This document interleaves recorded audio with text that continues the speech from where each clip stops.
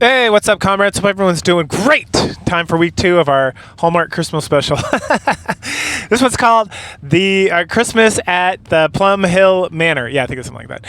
Anyway, it is great. Just it's another boop, home run hit out of the park from Hallmark. Just like feel good, romantic comedy. I don't know if these are really comedies. But yeah, like they're kind of lighthearted romances set in the English countryside. Now, I have seen like 5 movies that are this story exactly from Hallmark, so like good for them. They found something that works.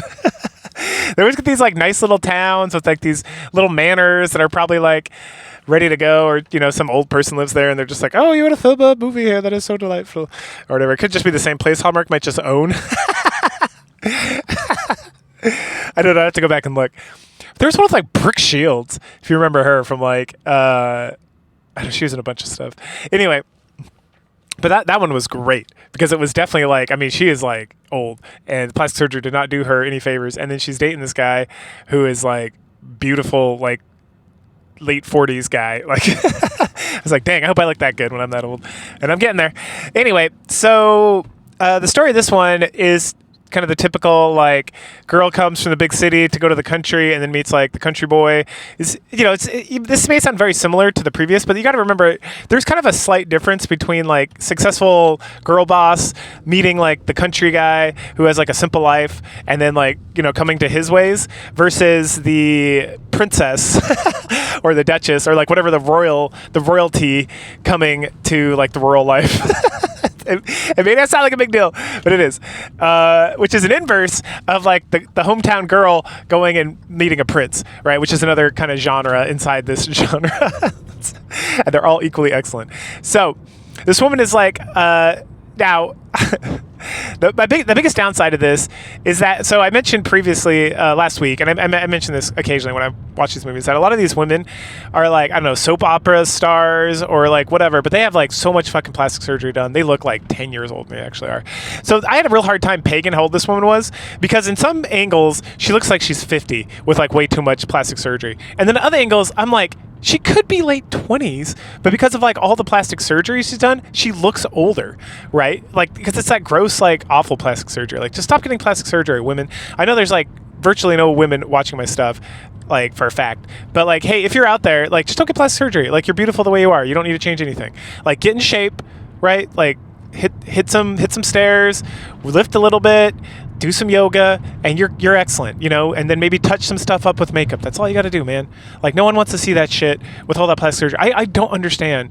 Like, it's like women who have made a mistake perpetuating like a snowball down a hill that this is how men want women to look or how women should look. And so they do all this crazy like plastic surgery and everything, and it's just like disgusting. And like, I'll even take like the boob job or ass job and be like, it's not necessary, man. Now, I know I'm kind of like a lowly file, but still, it's like, you have awesome giant tits, fantastic. If they're too big and they're hurting your back, get a breast reduction.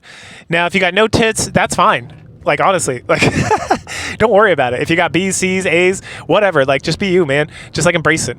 You can work on some stuff, but just like, the body you were born with is like perfect the way it is. Like, you don't need to, like, again, it's like, just take care of it. Like, just work out. Treat yourself well, do some like, wear moisturizer and like, do your hair nice and like you will bag whatever you're trying to bag, whether it's a man or woman or I don't know, whatever. Just be nice and take care of yourself. Like, that's all you got to do. This is like advice for men too. Just be nice and take care of yourself. Like, that'll go further than any other fucking advice you're going to get out there. Just be yourself. If you're a super nerd into nerdy shit, just do that. You'll find your autistic girl out there someday. And if you don't, it's fine. You'll be okay. Like, just find some friends and hang out and have a good time. Like, stop worrying about all this shit. Anyway, back to the movie. I liked it.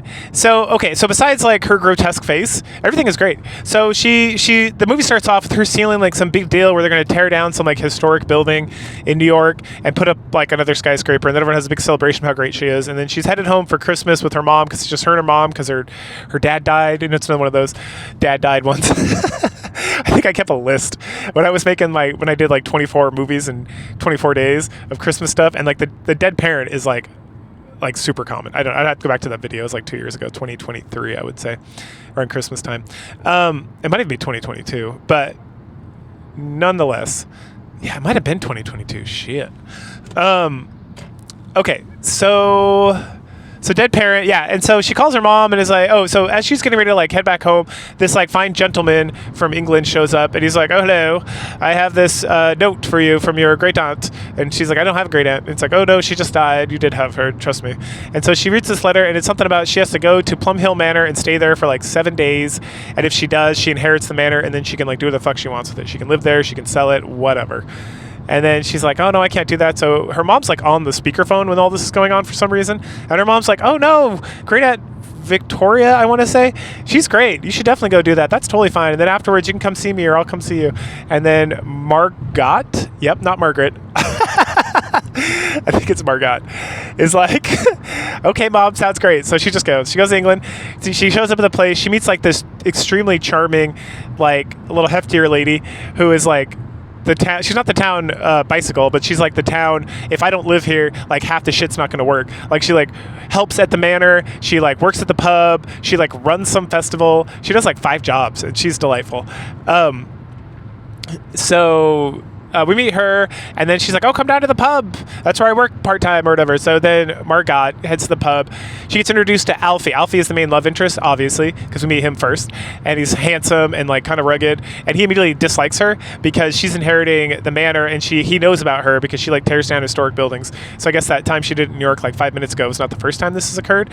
And she's like, something preservation, something not real historic, blah, blah, blah. So they kind of get into an argument, and then she wants to leave, but then like the helpful girl is like, no, you stay, there's a trivia. So they do trivia night, and then they have like, they're on opposite teams obviously, and then they start going back and forth, and they have like the easiest trivia like possible. It's like, oh, what's the most famous Christmas tree in the world? Rockefeller Center, stuff like that, right? Stuff that's like very like she would know because America and New York, and stuff only he would know because of like Britain and stuff. And I learned something new today. I learned, at least if I learned, I didn't check anywhere else, but this movie claims that the Partridge in a Pear Tree song, the 12 Days of Christmas, that everything is birds except the 5 rings. And so like the milkmaids or whatever are dancing, those are also birds apparently. Like everything represents birds in this song. So there's like, because one of the trivia questions is like how many birds are in this song, and it's like 64, and I was like, wait, that doesn't add up. And then someone's like, oh no, it's because they're all birds except the 5 rings, and I was like, what? So I don't know, maybe that's true. I'm gonna throw that at somebody some point, and then I'll look it up, because then they'll be like, you're fucking with me, and I'll be like, no, let's look it up, let's ask Gronk or whatever. Anyway, so then they're super drunk from like the long trivia night that they were like battling against each other, and so when they're leaving, they kiss, of course. So like this movie moves at like a breakneck speed. So this guy also, Plumhill, right? It's called Plumhill because of plums, right? So this guy takes all the plums and makes like plum wine, which I hear is delicious. I don't drink, so I don't know. And she loves it, and so they like start chit-chatting, and they start like hanging out and flirting, and you know, she sees the town, she sees all the people. Meanwhile, while this like the romantic stuff's going on, she keeps finding like notes and poems from like her aunt that are like, we find out that like, so Alfie is like the son of the caretaker of the manor, and the caretaker of the manor and Margot's dad used to like play together all the time when they were younger, because her dad's from around here, I guess. And so he tells the groundskeeper guy tells Margot that like Victoria used to always like play these like what do you call it? It's like where you get a list and you have to go find everything. I can't remember what the American term is. Anyway, but it's like that. It's like a hidden treasure game all the time. And so then Margot starts putting pieces together where it's like, okay, she's saying all this stuff, and I feel like there's a clue. And then at some point she sees a painting of like a historic like Normandy arch or something, which, okay, sure, that doesn't make a whole lot of sense, but sure. And then she meets the guy who like painted, like who she met the guy. She meets some guy who like paints in the town, and there's like other paintings of his in the house, and so she's like, I really like your painting of the arch, and he's like, I've never painted an arch. And she's like, what, no? And he's like, no.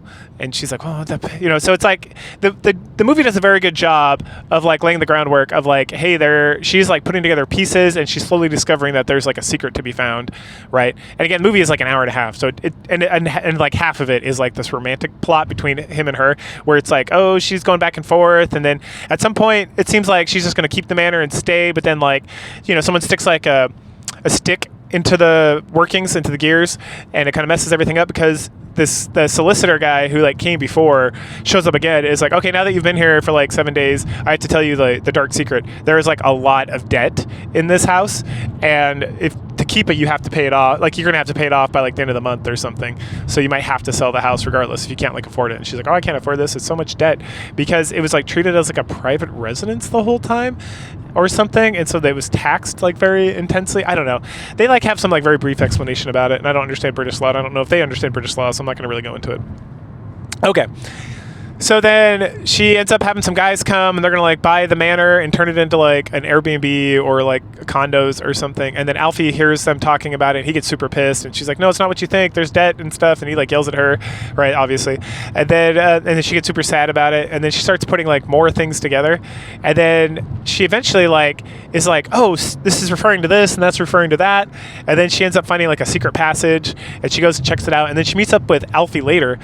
And he apologizes, and he's like, "Hey, I can like increase production of like my plum wine, and we can sell it, and then we can pay off some of your debt, and like we can make this work and stuff." And she's like, "No, what I love about you is that your wine is like so authentic, and it's like small batches, and it's like you're not doing anything to change and be like an asshole, right?" It's like very like female romance kind of stuff, where it's like we can just have a simple life in the countryside, but yeah, we still have like unlimited money and live in a fancy house, right? Which is like, I'm not gonna lie, that's kind of a fantasy of mine too.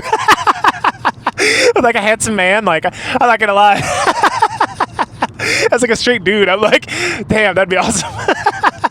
I'd love to just have like my homie who like makes wine at my manor in England that I don't have to pay for, and like live in this country town where I'm like the king, like because that literally happens. They have like some festival, and it's like, oh, it's the festival of the bells, and they're gonna play like some song, and it's like the lord of the manor gets to like play like the special note right in the middle, and everyone like claps when she does. Like, it's like what the fuck is happening?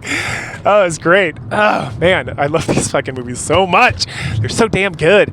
Like, I was thinking while I was watching this, like I laughed out loud several times, like no joke. And not because it's bad, just because it was like delightful. I was like, oh goddamn.